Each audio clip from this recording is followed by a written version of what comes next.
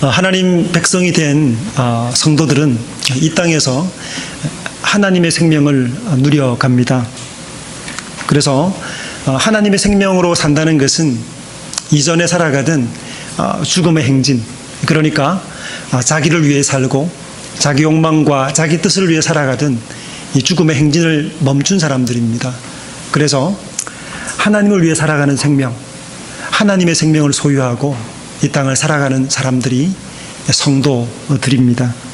그래서 하나님의 이름과 영광이 우리의 다른 어떤 것보다 귀하고 소중해서 그것이 우리의 기쁨이 되고 즐거움이 되고 다른 어떤 것과 바꿀 수 없는 기쁨이 되고 영광이 되는 그런 자리로 하나님의 일에 동사하고 동참한다는 기쁨 속에 사는 것이 성도의 삶입니다.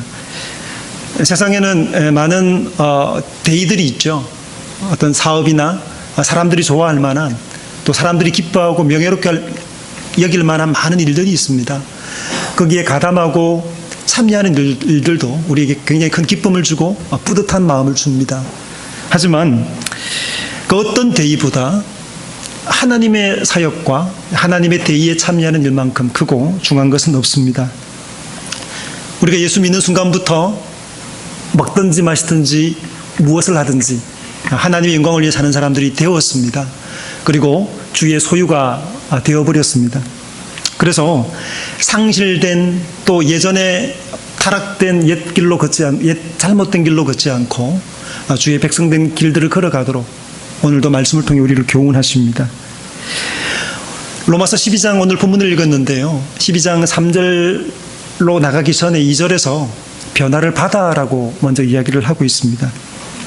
우리 스스로 개조하라고 말하지 않습니다. 그러니까 사람이 하나님을 위해 살 수 있는 근거와 가장 기초는, 출발은 우리의 노력과 우리 스스로 어떤 도덕적인 변화를 스스로 입으라고 말하는 것이 아니라 변화를 받으라고 설명을 하고 있습니다. 성령의 새롭게 하심 없이는, 그러니까 하나님의 자녀됨 없이는 주님께서 우리에게 생명을 주지 않고 맥박을 뛰는, 하나님을 향해 뛰는 심장을 주지 않고서는 걸음을 시작할 수가 없습니다. 아무리 그럴듯한 많은 일들을 행하고 봉사를 행하고 또 윤리적이고 도덕적인 일을 행한다 할지라도 하나님과 아무런 상관이 없습니다. 단지 율법주의에 불과한 것이죠. 생명이 없는 헌신, 생명이 없는 출발, 생명이 없는 봉사는 하나님을 향한 걸음에서 한 발짝도 나가지 못합니다. 그러므로 변화를 받으라고 이야기를 하고 있습니다. 하나님과 우리와의 아버지와의 관계 속에 놓이지 않고서는,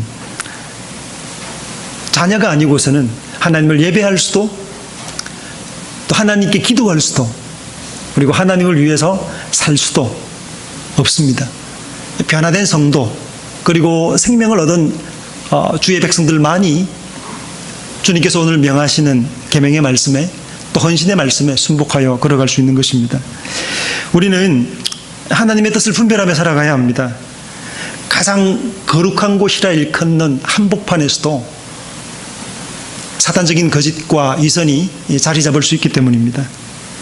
예수님을 그리스도로, 하나님의 아들로 고백했던 베드로가 주는 그리스도시요 살아계신 하나님의 아들이십니다 고백했던 그 베드로가 가장 고귀한 이름과 고백이 있는 바로 그 뒷자리에 사단의 유혹이 머물렀습니다.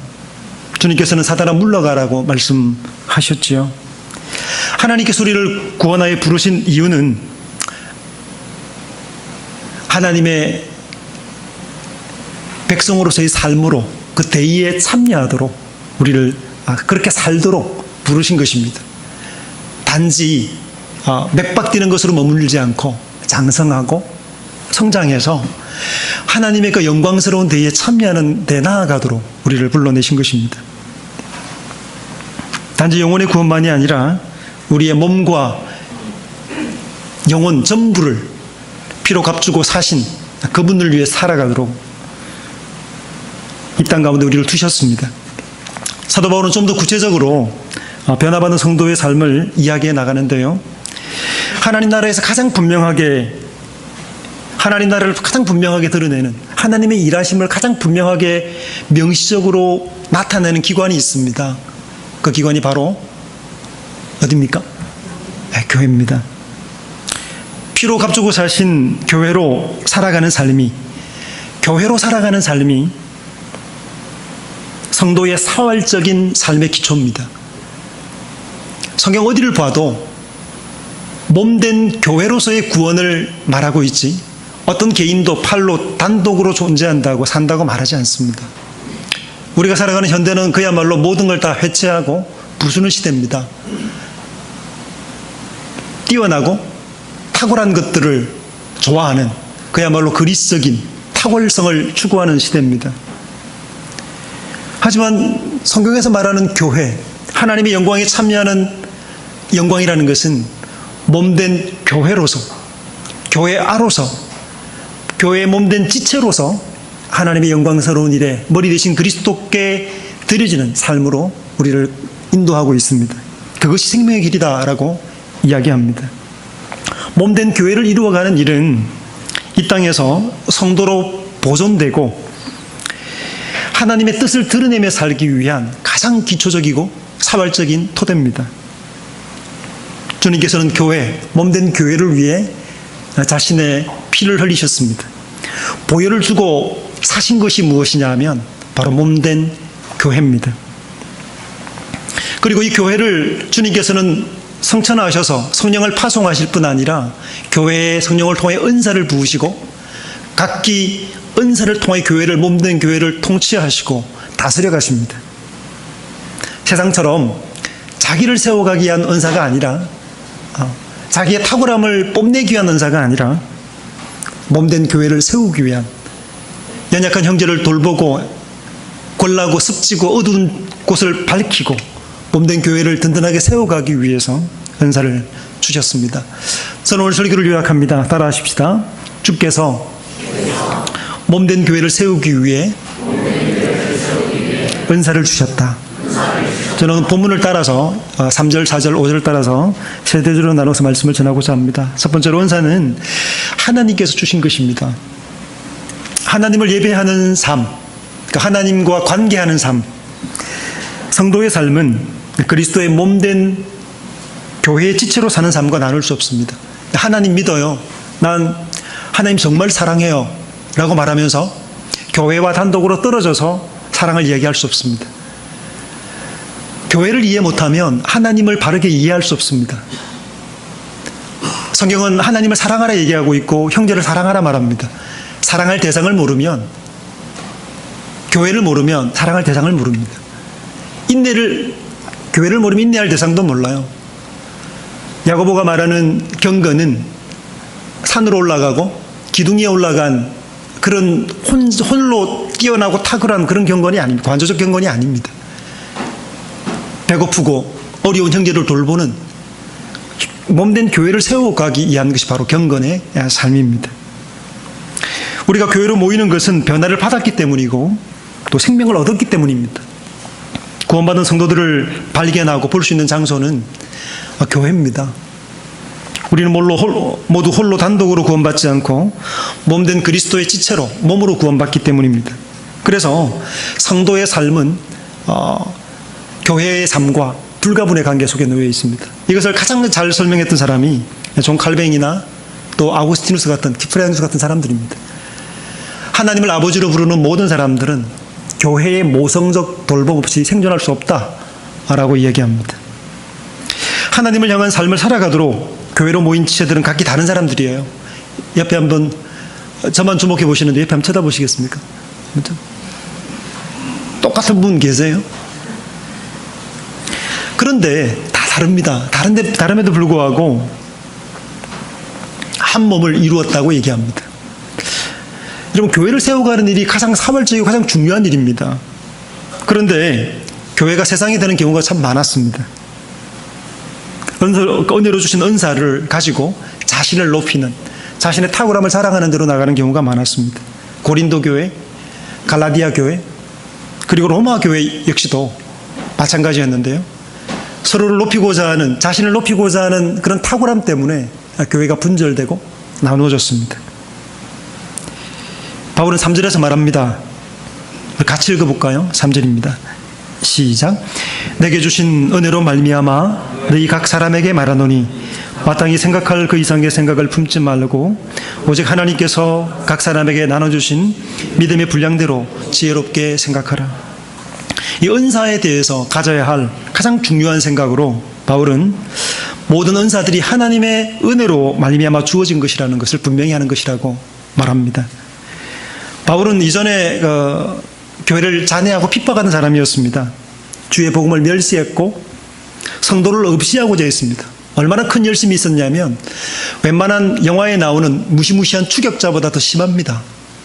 정의도로 스테반의 죽음을 목격한 뿐 아니라 그 살기 등등해서 이방 땅까지 거슬러갑니다. 자기 나우바리를 지나서 남의 영역까지 들어가서 핍박하려는 그야말로 특심한 사람이었습니다.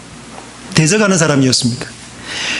사도행전에 보면 바울이 온다는 말에 두려워하는 사람들이 있었습니다. 그 정도로 악명 높았던 사람이 바울입니다. 그런 그가, 죄인 중에 계수되었던 그가 하나님의 은혜가 아니면 어떻게 이 은사에 동참할 수 있겠습니까? 바울은 자신의 체험적으로, 자신의 경험적으로 자신이 이 은혜를 받은 것과 생명을 얻은 것과 이 일에 부름받은 일에 대해서 은혜라고 고백할 수 있었습니다. 우리가 읽었던 디모데전서 1장 13절부터 16절에 보면요, 자신의 고백을 하고 있죠. 내가 전에는 핍박자여 포행자였으나 도리어 긍휼을 입은 것은 내가 믿지 아니할 때 알지 못하고 행하였음이라 쭉 설명하면서 내게 주신 것이 은혜다라고 말합니다. 몸된 교회를 이루고 지체로서 교회를 세워가는 일에서도 가장 중요한 원리가 바로 이것입니다. 우리가 서 있는 것, 우리가 호흡하는 것, 우리가 생존하는 것, 우리가 봉사하는 이 일이, 주어진 이 일들이 은혜로 말미암았다는 것을 아는 것입니다. 성경에는 성직 계급이 존재하지 않습니다. 저는 성직자란 말을 되게 싫어하는데요. 지금 안에 성직자 쓰는 걸 되게 싫어합니다. 왜냐하면 성직자란 말 쓰는 자체가 세속직자, 여러분 다 세속직자가 되는 겁니다. 그러니까 목사란 표현 좋아해요. 목회자란 표현 좋아합니다. 근데 성직자란 표현들은 썩 좋은 표현은 아닙니다. 2세기 초에도 교회 안에는 계급이 없었습니다. 다만 직임이 다른 은사들, 우리가 본문에서 보는 은사들이 있었을 뿐입니다. 사도로, 교사로, 목사로 서로 다른 직임으로 부름받아 몸된 교회를 세우며 봉사했습니다. 계급이 될 수 없었던 이유는 뭐냐면 이것이 은혜이기 때문입니다. 우리가 받은 이 직임과 직분, 또 우리가 부름받은 모든 것들이 은혜이기 때문에 머리 대신 그리스도를 두고 형제간에서 나를 돌출시켜 내세우는 계급이라는 것이 작동될 수 없었습니다. 세상은 어떻습니까? 바깥은 나가면 바로 계급투쟁입니다. 마르크스가 얘기했던 계급투쟁만이 얘기가 아니고요. 슬라브의 지젝이라는 사람이 현대 철학자인데요. 그 사람이 한 얘기가 뭐냐면 유럽의 난민 사태나 이 모든 일들을 새로운 계급투쟁으로 설명을 합니다.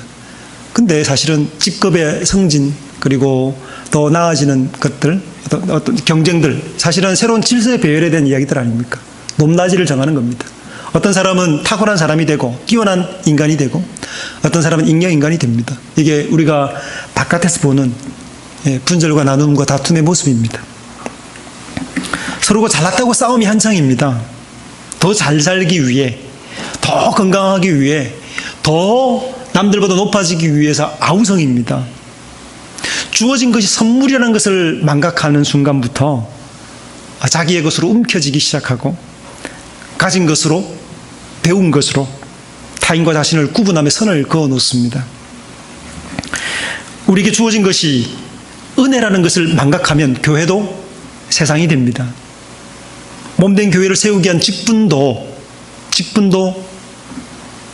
서로를 나누는 계급이 됩니다. 장로들보다 목사가, 집사들보다 장로가 위에 있다는 이 계급적 발상은 성경의 가르침이 아니라 세상의 정신입니다. 로만 가톨릭을 비판하는데요. 천주교 안에는 가르치는 교회와 배우는 교회로 정확하게 분절되어 있습니다. 같이 커피를 마시고, 신부님과 커피를 마시고 함께 운동을 한다 하더라도 교회로 돌아가는 순간 건널 수 없는 강이 존재합니다. 영원토록 가르치는 교회입니다. 영원토록 배우는 교회입니다. 두 교회, 몸된 하나의 교회를 둘러 찢었습니다. 종교개혁 당시에 가장 중요한 개혁의 내용은 뭐였냐면 직분의 개혁이었습니다. 하나님의 은혜라는 사실이 거절되고 세상의 정신이 교회 안으로 스물스물 들어오면 이런 일이 발생합니다. 하나님의 은혜로 자신을 높일 수 없습니다. 다른 지체들에게는 있지만 자신에게 없다고 원망할 수 없는 것입니다. 우리가 작은 직분을 가지고 살고 그리스도인으로 살아가는 우리가 그 부분으로 살아도 손에 들 것이 아무것도 없습니다. 한 달란트 받았다고 많이 받은 사람을 부러워할 필요가 없습니다. 손해 나지 않기 때문입니다. 하나님 나라는 그렇습니다. 우리가 적게 받고 적은 것을 소유하고 있고 적은 재능을 가졌다고 슬퍼하지 말아야 합니다. 제가 달리기 하면 늘 그 운동할 때마다 되게 싫어했거든요. 왜냐하면 6명 뛰면 꼭 1명은 제쳤습니다. 근데 3등을 딱 한 번 해본 적이 있어요. 상주잖아요. 1등 3권, 2등 2권. 요즘은 안 그랬는지 모르겠는데요. 근데 어쨌든 장애물 경기 때 포대를 통과하는 순간 포대를 너무 잘 통과해서 3등 한 적이 있습니다. 뛰면 꼭 여학생들이 저보다 앞서가고 있습니다. 그래서 근데 제가 박지성에 발을 주지 않았다고 그 두 개의 패를 그러니까 패를 가지지 않았다고 불평할 수 있습니까? 주신 것인데요. 교회를 세우기 위해 주신 은사들도 하나님께서 주십니다. 은사가 있다고 달란트가 있다고 재능이 있다고 다 씁니까? 반주하는 능력들이 탁월한 사람이 얼마나 많습니까? 근데 교회 안에서 교회를 세우기 위한 방식으로 반주하는 일과 직분자로 수행하는 일은 다른 것입니다. 재능이 있다고 다 세워지는 게 아닙니다. 교회, 몸된 교회를 세우는 일은 하나님의 일입니다. 우리에게 3절에서 말하는 것처럼 이렇게 얘기합니다. 내게 주신 은혜로 말미암아 각 사람에게 말하노니 마땅히 생각할 그 이상의 생각을 품지 말고 하나님께서 각 사람에게 나눠주신 믿음의 분량대로 지혜롭게 생각하라. 이것이 몸된 교회를 이루어가는 질서입니다. 제세례파 사람들 한편에서는 계급주의가 있었는가 하면 종교개혁 당시 한편에는 뭐가 있었냐면 모든 질서를 거절하고 해체시키는 제세례 통틀어서 그렇게 얘기하는데요. 거절하는 직분 자체를 거절하는 목사가 장로가 뭐가 필요 있냐라고 얘기했던 질서를 거절했던 한편 극단도 있었습니다. 계급이 아니지만 하나님은 질서를 주셨습니다. 그렇게 보호하셨습니다. 지금 시리아 난민들 보호받습니까? 여러분 주민증 혹시 다 있으시죠? 혹시 대한민국 국민 아닌 것입니까? 우리는 지금 못 느낍니다. 하지만 신분증이 없으면 어떻게 됩니까? 모든 보호들이 사라집니다. 의료 혜택부터 시작해서 경찰이 우리를 도와줘야 될 모든 권리들이 다 박탈됩니다. 시리아 난민들이 그렇죠. 질서 속에서 보호받도록 하십니다. 아버지를 향해 저항하는 아들이 주의 복음을 아버지에게서 배우길 수 있겠습니까? 직분에 대한 존중과 말씀에 대한 존경 없이 교회 질서에 대한 존경 없이 우리가 하나님의 복음을 온당하게 받고 배울 수 있겠습니까? 그럴 수 없습니다. 하나님께서는 질서를 통해서 우리를 보호하시고 또 사랑하시는 방식이 그런 방식입니다. 우리가 교회를 돕고 또 섬김에 있어 작은 은사를 받았다고 손해될 것 없습니다. 우리에게 주신 분량대로 서야 합니다. 성도들 가운데 은사가 없는 분이 없거든요. 분량이 다를 뿐입니다. 나눠주시는 주권자는 하나님이십니다. 우리가 주신 것이 작다고 해서 불평하는 것, 이것도 하나님 말씀에 대항하는 태도입니다. 우리에게 주신 것이 너무 많다고 형제와 비교해서 자랑하시겠습니까? 둘 모두가 하나님의 그 은혜를 부정하는 태도입니다. 많이 맡은 자나 적게 맡은 자나 동일한 입장에 서 있습니다. 어떤 형제는 약한 형제가 감당하지 못한 일을 너끈히 감당합니다. 일을 맡기면 어떤 분들은 너끈히 감당해요. 근데 어떤 사람은 쩔쩔 맵니다. 맡은 은사와 분량이 다르기 때문이에요. 오늘 본문 3절에서 말하는 믿음의 분량은, 여기서 말하는 믿음의 분량이라는 것은 우리가 믿는 신앙의 의미라기보다는 이 본문의 의미를 볼 때 은사입니다. 우리 각자에게 나누어 주어 주의 몸된 교회를 세우라고 주신 역할의 분량을 의미합니다. 우리 모두가 지체들과는 다른 각자의 은사를 가지고 있습니다. 이런 은사의 분량을 결정하시는 분은 우리 스스로가 아니라 하나님이십니다. 우리 에베소서 읽었는데요. 우리 같이 한번 읽지 않은 에베소서 4장으로 한번 가봅시다. 4장 10절부터 12절 한번 보십시다.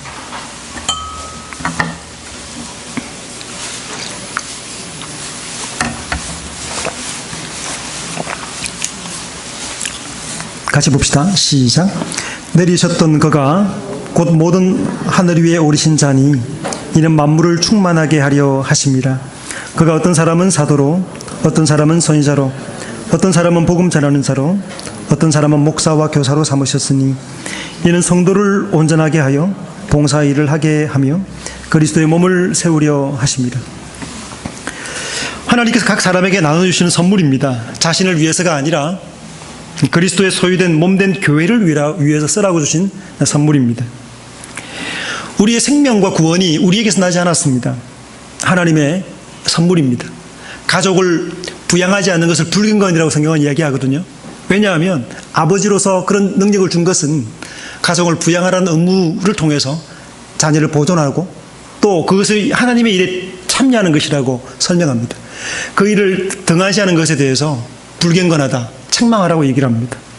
교회 역시 마찬가지입니다. 우리에게 주신 분량을 따라 우리가 힘써 교회를 세워가는 것은 우리에게 주신 명령입니다.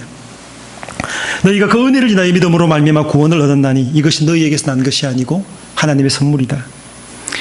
우리의 삶을 결정짓는 것은 우리의 노력이 아닙니다. 생명도 은혜도 여러분 한번 생각해 보십시오. 가지고 있는 것, 여러분이 딛고 있는 땅, 주신 가족, 우리 안에 띄고 있는 심상, 우리가 걸치고 있는 옷과 의식주, 이것이 우리가 결정한 게 아닙니다. 우리가 선택해서 옷을 사고 또 건물도 살고 하지만 그러나 주신 것이라고 우리는 고백합니다. 성경은 말합니다. 마땅히 생각할 그 이상의 생각을 품지 말고 오직 하나님께서 각 사람에게 나누신 믿음의 분량대로 지혜롭게 생각하라 말합니다. 주어진 직임과 은사를 과대평가하지 말라는 이야기입니다. 더불어 자신에게 주어진 소임을 과소평가하지 말라는 얘기입니다. 자신뿐 아니라 형제와 지체들에 대해서도 높거나 낮게 평가하지 말라는 겁니다. 남을 나보다 낮게 여기라는 표현들은 우리의 악한 본성 때문에 그러합니다. 자신이나 다른 지체가 가진 은사를 더욱 크게 여겨서 거만해지거나 부러워하는 행태는 어리석은 것입니다. 나는 왜 저런 은사를 주지 않으셨을까? 교회 안에 있는 형제들과 자신이 가진 은사들에 대한 지혜로운 생각은 분량대로 주신 하나님의 주권, 그 은혜를 생각하는 것입니다. 하나님 은혜를 생각해야 지혜롭게 생각할 수 있습니다. 두 번째 제주로 나가서요. 오늘 4절로 가서는 한 몸을 이룬 지체들의 은사가 서로 다르다는 데 있습니다. 교회로 한 몸을 이루고 있는 지체들은 각기 은사가 서로 다릅니다. 받은 은사가 다르기 때문에 직분도 달라요. 벙어리가 목사가 될 수 없습니다. 권위하지 않는 사람이 장로 사역을 할 수 없죠. 권면하지 않는 권위와 이 같이 동일하게 목회하는 일들인데요. 한 몸을 가졌으나 지체를 가졌으나 많은 지체가 같은 직분을 가진 것이 아닙니다. 서로 다른 은사를 가졌지만 분명한 사실은 한 몸이라는 겁니다. 그 사람들이 서로 다르잖아요. 우리 한 몸을 봐도 눈과 코와 입이 서로 다른 것처럼 팔과 다리가 다르듯이 지체들은 세분되어 있고 각기 다른 은사를 가지고 있습니다. 모양도 틀립니다. 살아온 환경도 틀리고요. 같은 것 같은데 정말 비슷하고 고백도 같은데 신앙 고백이 같아요. 근데 이야기하면 삶의 결이 너무 다릅니다. 살아온 이야기도 참 틀리고요. 성격도 다릅니다. 우리는 서로 다름에 대해 이해하고 인정해야 합니다. 살아온 삶의 추억이 다를 뿐 아니라 몸담고 있는 형편도 다릅니다. 초대교회 시절처럼 더 컸던 갭이 있었을까요? 그때 그 당시에는 요즘에는 그렇게까지는 안 갑니다만 주인과 노예 사이 정도로 벌어졌습니다. 초대교회 때 예배 때는 주로 그때 주일이 없었잖아요. 그 당시 주일이 없었습니다. 주일날 모이는 날은 새벽 일찍 아니면 밤늦게 모였죠. 왜냐하면 그 기독교로 공인하기 이전에는 쉬지 못했으니까요, 노예들이. 그래서 매일 쉬는 주인들은 모여서 그 주일에 모여서 성찬을 먹고 떡도 포도주도 마시고 취하기도 하고 뭐 그랬죠. 그래서 책망하는 내용이 나오는데 늦게 온 노예들, 교회 공동체에 먹을 것이 없어가지고 그걸 책망하는 내용을 우리 보게 되는데요. 주인과 노예만큼 벌어져 있는 사람은 없죠. 근데 그 당시에는 그렇게 달랐어요. 어떤 사람은 그야말로 그 로마 시민권을 가질 뿐 아니라 지주였어요. 어떤 사람들은 자기의 몸도 자기 것이 아닌 상태로 산 노예였습니다. 그런 형제들이 함께 모여서 뭐가 됐습니까? 형제가 되고 지체가 되었습니다. 놀라운 공동체죠. 다릅니다. 환경이 너무 달라요. 그런데 한 몸이라고 한 고백 속에 형제로 인정하는 모습을 봅니다. 팔이 기능하고 일하는 것은 몸을 세우는 일이죠. 발이 기능하고 일하는 것도 눈도 다 몸된 교회를 세우기 위한 것입니다. 우리가 한 몸에 많은 지체를 가졌으나 모든 지체가 같은 기능을 가진 것이 아니라고 설명을 하고 있습니다. 목사는 목사의 일을 해야 합니다. 장로는 장로의 사역을, 집사는 집사의 사역을 해야 합니다. 장로가 목사의 역할을 하려 하거나 집사가 장로의 역할을 하고 싶다면 몸을 세우는 것이 아니라 질서를 깨뜨리게 되는 것입니다. 몸의 지체가 다르듯이 지체된 우리 모두에게 주신 은사가 서로 다르기 때문입니다. 우리가 읽었던 고린도전서 12장 12절부터 21절에 보면 몸이 하나인데 많은 지체가 있다.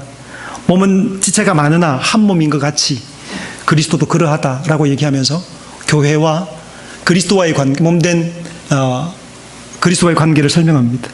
우리가 한 성령을 마셨고 몸은 한 지체뿐만 아니요 여럿이니 발이 손들어 이르되 너는 나와 다르니까 내게 떠나가라. 난 따로 있겠다 말할 수 없다라고 얘기합니다. 팔은 나는 너가 틀리니까 몸이 아니다고 말하더라도 팔이 몸의 일부가 아닌 것이 아니라고 얘기를 합니다. 성도들 가운데 독자적으로 떨어져 존재하는 사람은 아무도 없습니다. 아니 그렇게 존재하고 성전할 수 없습니다. 교회를 떠나서 혼자 신앙생활을 잘 해나갈 수 있다고 판단하는 것은 교만을 넘어 무모한 일입니다. 그럴 수 없기 때문입니다. 팔이 혼자 떨어져 생존할 수 있습니까? 손가락이 정말 눈이 마음에 안 든다고 찔러버리거나 아니면 나는 너와 같이 있을 수 없다고 분절에 떨어져 나가면 손가락이 생존할 수 있습니까? 생존하지 못합니다. 주님께서는 공동체로 우리와 함께 계신다고 말씀하실 때 몸된 교회를 통해서 성령으로 함께 계신다고 말씀하시는 것이지 교회를 떠나 성령을 떠나 단독으로 있겠다는 발상은 성경적인 발상이 아닙니다. 그리스도께 순종함으로 살고 몸의 지체로 보존되는 것은 하나님께서 정하신 방식입니다. 우리가 몸의 지체라는 것을 잘 인식할 때 은사의 의미가 잘 쓸 수 있습니다.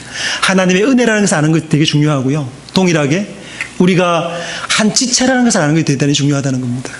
우리가 일부라는 것을 한 몸 속에 속한 지체라는 것을 잃어버리면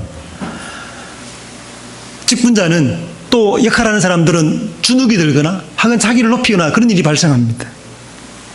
사람들은 가진 은사와 재능을 개인의 은사라고 생각하는 경향이 있습니다. 개인의 은사가 교회에 없습니다. 개인을 위한 은사가 없어요. 몸을 생각하지 않고 혼자 독립적으로 존재한다고 생각할 때 하나님 주신 은사를 사유하려 드는 일들이 발생합니다. 자신이 얻었고 받았기 때문에 그것으로 자신을 과시하고 싶어하고 자신을 높이는 데 쓰고 싶어합니다. 초대교회 고린도 교인들이 그랬고 예언하는 일들과 심지어는 방언하는 예언하는 일들에서도 그런 일들이 발생합니다. 남들에게 없는 것을 자신이 가졌다고 살아가고 싶어 했던 것입니다. 여기서 발생한 것이 혼란과 문란과 질서의 파괴였습니다. 몸은 언제나 전체로서 일해야 합니다. 몸이 움직일 때 그 다리가 움직이는데요. 팔이 따라가지 않습니까? 같이 움직이죠. 한 몸이기 때문입니다. 4절을 다시 보십시다. 같이 읽겠습니다. 시작. 우리가 한 몸에 많은 지체를 가졌으나 모든 지체가 같은 기능을 가진 것이 아니니. 기능은 다르지만 한 몸이라는 사실을 강조합니다. 어리석은 사람들 가운데 자신이 가진 은사가 적다고 불평하는 사람들이 있습니다. 자신이 교회에서 별 볼 일 없는 사람처럼 느껴지고 나는 힘도 없고 건강도 없고 재능도 없고 아무것도 없다라고 생각합니다. 남들에게 도움이 되기는커녕 별로 유익도 주지 못한다고 나는 살아온 환경이 그래서 내 성격이 그래서 여러 사람 힘들어한다고 그리고 별로 유익을 주지 못한다고 판단합니다. 교회에서 중요하지 않다고 스스로를 평가합니다. 주님의 평가도 아니고 성경의 평가도 아닙니다. 성경은 뭐라 얘기합니까? 약한 것이 도리어 더 보호를 받고 존귀한 것으로 옷 입는다고 얘기를 합니다. 손가락에 여러분 가시 박혀 보셨습니까? 손톱발에? 손톱발에 가시 박혀 보신 적 있으십니까? 없는 분도 계신 것 같아요. 많이 아프죠? 온몸이 아픕니다. 그리고 이게 잘 뽑아지지 않고 이 굼거나 하면 깔아 눕습니다. 열납니다. 심지어는 잘못 치료하면 파상풍으로 죽기까지 합니다. 핵심적이지 않은 지체가 없습니다. 왜냐하면 몸이 하나이기 때문에 그래요. 한 사람이 아프면 교회가 끙끙 앓습니다. 만약 나는 전혀 아프지 않아요. 나는 저 사람이 저렇게 상관없어요. 그럼 한 몸임을 부인하는 태도예요. 그렇지 않습니다. 같이 알아요. 같이 아픕니다. 전체가 모두이며 서로에게 영향을 미칩니다. 나는 나 하나 주면 그냥 그렇지 않거든요. 우리 모두가 건강하게 서 있는 것 대단히 중요한 요소고요. 신자로서, 선지자로서, 제사장으로서, 왕으로서, 그리스도인으로 서 있는 그 자체, 교회를 세워가는, 구성원으로 서 있는 그 일이, 몸된 교회를 세워가는 일이 그리스도의 대의, 하나님의 대의에 참여하는 일입니다. 우리가 주의 말씀으로 장성해가고 살아가고 주신 분량이 주어질 때 그 은사를 따라 봉사하고 교회를 세워가고, 그러지 않을 때도 분명히 건강하게 세워져 가는 것, 이것이 헌신된, 즉 그리스도의 소유된 신자들의 사명입니다. 우리 중에 누구도 가진 은사를 뽐내지 않아야 합니다. 또 시기하지 않아야 합니다. 형제와 지체를 멸시하는 불법한 어리석은 일을 하지 않아야 합니다. 자신처럼 되지 않았다고 형제와 지체를 멸시하는 것은 머리 대신 그리스도를 멸시하는 겁니다.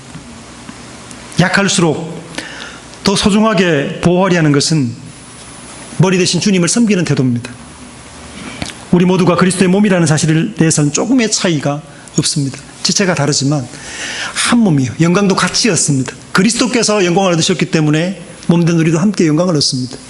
몸이 함께 그 일에 참여하고, 여러분 함께 교회를 세워가는 우리 한 세대 가운데 신앙의 길을 이어가야 되지만 동일한 세대 가운데 몸된 그리스도의 교회로 살아가는 이 일이 주 앞에 드러날 때 우리가 보여드려야 될 일들입니다.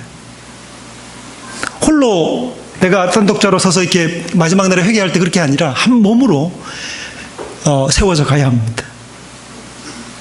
진실로 우리 모두는 머리 대신 그리스도께 속한 동일한 소유들입니다. 다만 같은 일을 하도록 부름받지 않았을 뿐입니다. 동일한 일을 행하지만 역할이 다를 뿐입니다. 은사를 많이 가져도 머리 대신 주를 섬깁니다. 은사가 적어도 머리 대신 주를 섬깁니다. 다양한 은사가 있음에도 동일한 주를 섬김으로 교회는 아름다운 연합과 일치를 볼 수 있게 됩니다. 이 그리스도의 은혜라는 것과 우리가 지체됨을 인정하지 않으면 우리 영광스러운 일 한 몸을 이룬 모습들을 볼 수가 없게 될 것입니다. 마지막 대주로 나가서요. 오늘 5절 말씀으로 가십시다. 주신 모든 은사들은 한 몸된 교회를 세우기 위한 것입니다. 5절 같이 봅시다. 시작. 이와 같이 우리 많은 사람이 그리스도 안에서 한 몸이 되어 서로 지체가 되었느니라. 교회에 대한 신약 성경의 정의는 그리스도의 몸이라는 겁니다. 주님께서 교회의 머리가 되시고 교회는 그리스도의 몸입니다. 몸은 머리를 위합니다. 우리가 그리스도 안에 있는 이상 세상에 있는 사람들과는 달리 우리 모두는 그리스도를 향해 있습니다. 그렇기 때문에 세상적인 계급이 우리 안에 존재하지 않습니다. 더 높고 낮음이 없습니다. 삼위 하나님께서 서로 높고 낮음이 없는 것처럼 우리 안에 높고 낮음이 없습니다. 우리가 그리스도 안에서 한 몸에 되어서 한 지체가 되었습니다. 고린도전서 3장 5절부터 11절 우리 한번 찾아볼까요? 고린도전서 3장 5절입니다.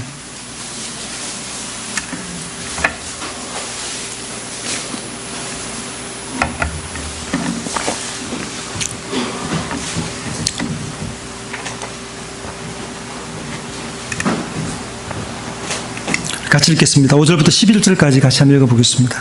시작. 그런즉 아볼로는 무엇이며 바울은 무엇이냐? 그들은 주께서 각각 주신 대로 너희로 하여금 믿게 한 사역자들이니라. 나는 심었고 아볼로는 물을 주었을 때 오직 하나님께서 자라나게 하셨나니, 그런즉 심는 이나 물 주는 이는 아무것도 아니로되 오직 자라게 하시는 이는 하나님뿐이니라. 심는 이와 물주는 이가 한 가지이나 각각 자기가 일한 대로 자기의 상을 받으리라. 우리는 하나님의 동역자들이요 너희는 밭이요 하나님의 집이니라. 내게 주신 하나님의 은혜를 따라 내가 지혜로운 건축자와 같이 틀을 닦아두매 다른 이가 그 위에 세우나 그러나 각각 어떻게 그 위에 세울까를 조심할지니라.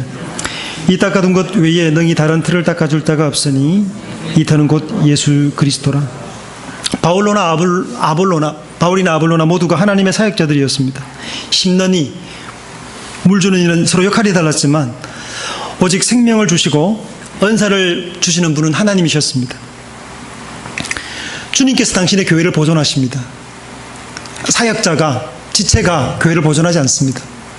한 지체가 교회를 책임질 수 없습니다. 우리는 다 같이 그리스도를 섬김으로 하나님의 일에 동참합니다. 교회를 돌보시고 교회를 보존하시는 그 하나님의 일에 참여합니다. 목사로서도, 장로로서도, 집사로서도, 전도회로서도, 다른 어떤 직임으로도, 일들로도 하나님의 교회를 이루고 몸된 교회를 보존하는 일 가운데 하나님의 일에 참여합니다. 디모데전서 3장 15절에서 말합니다. 이 집은 살아계신 하나님의 교회요 진리의 기둥과 터니라 라고 말합니다.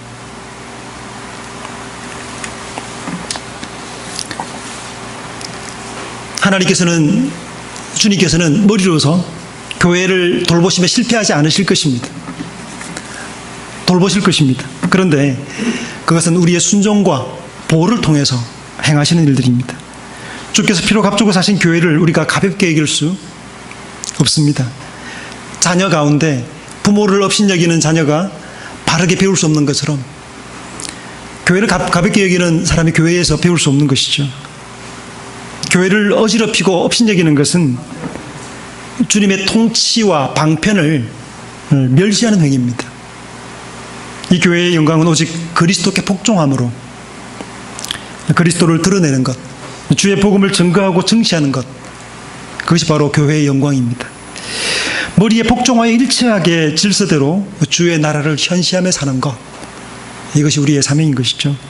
사분오열하고 서로 잘났다고 기뻐기는 모습들은 머리 대신 주의 영광을 드러내는 일과 반대되는 일입니다. 교회는 사람들의 머리수에 좌우되지 않습니다. 건물이 좋고 나쁨에 교회의 영광이 있지 않습니다. 교회의 영광은 우리가 주께 속했다는 데 있습니다.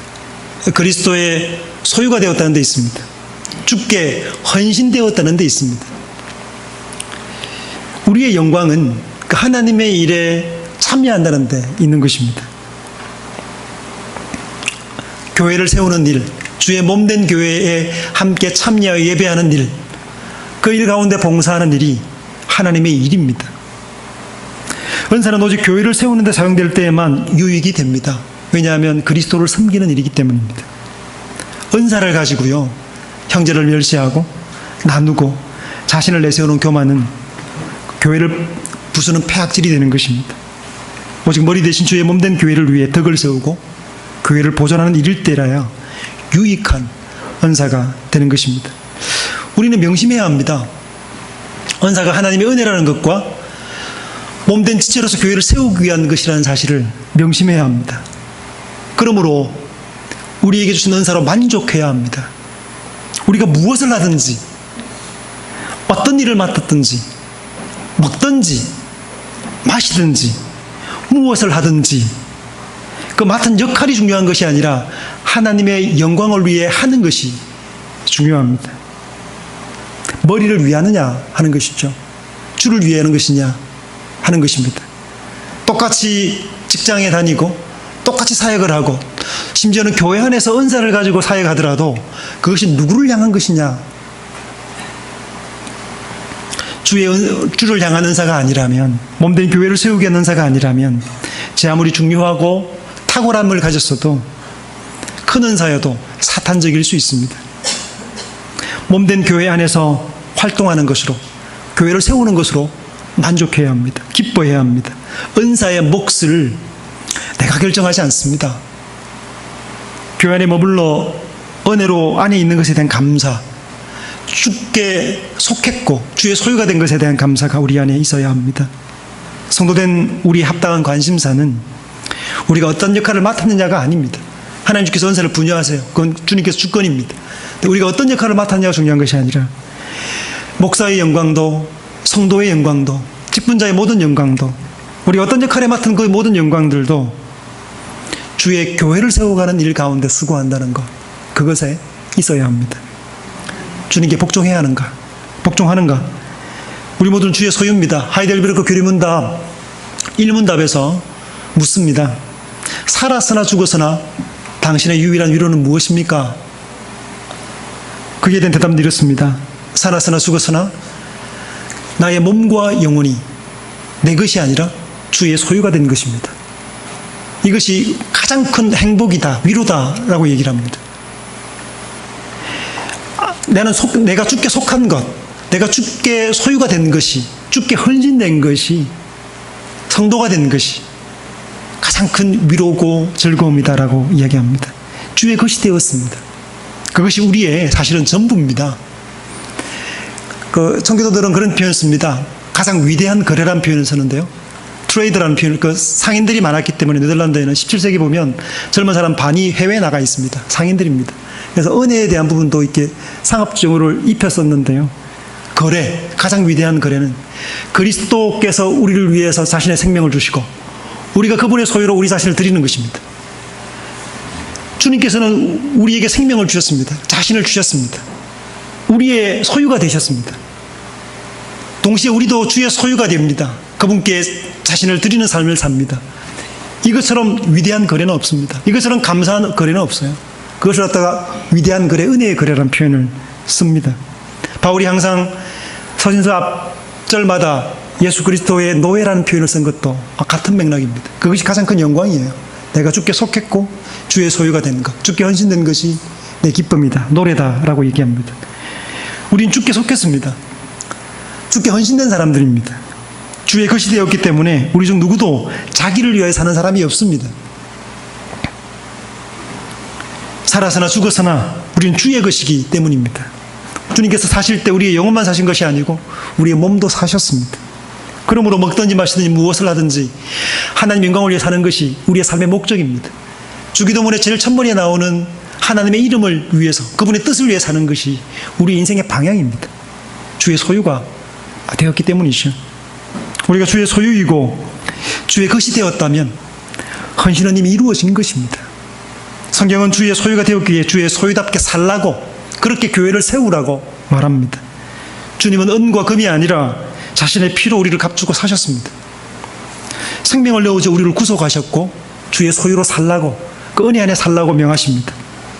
그러므로 헌신된 주의 소유된 백성답게 살아야 합니다. 이런 밖에 나라를 바로 세우고 교육을 바로 잡고 또 여타의 대의에도 사람들은 기꺼이 헌신하죠. 그 일이 가치가 있다 여기기 때문입니다.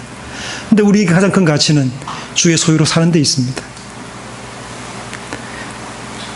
하나님의 영광스러운, 쇠어지지 않고 녹슬지 않고 파쇄되지 않을 영원한 그 영광의 대의에 참여하는 일, 몸된 그리스도의 교회를 세워가는 일, 가슴 벅찬 일이 아닙니까? 초라하고 세상의 평가에 휘둘리지 마십시오. 하나님의 평가, 하나님께서 심판하실 그날을 바라보고 살아가는 성도의 걸음. 다양한 사람들이 모였지만 한 가족으로 불러주신 주의 몸된 교회를 이루어 헌신과 섬김으로 굳게 세워나가게 하신, 이 교회를 세워가게 하신 하나님의 뜻을 쫓아 헌신의 걸음들을 뚜벅뚜벅 걸어내는 한우리교회 식구 모두가 되시기를 바랍니다. 기도하겠습니다. 은혜로우신 아버지, 우리를 주의 백성으로 삼으시고 주의 소유로 삼으심을 감사합니다.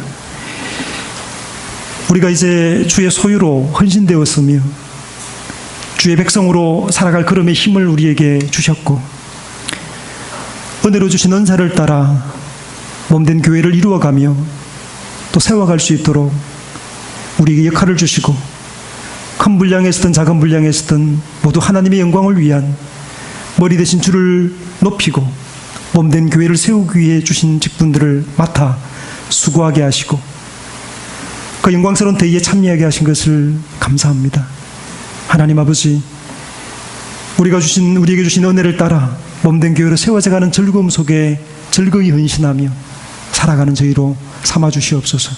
하나님의 뜻과 주의 이름을 위하여 사는 주의 자녀들이 되게 하여 주옵소서.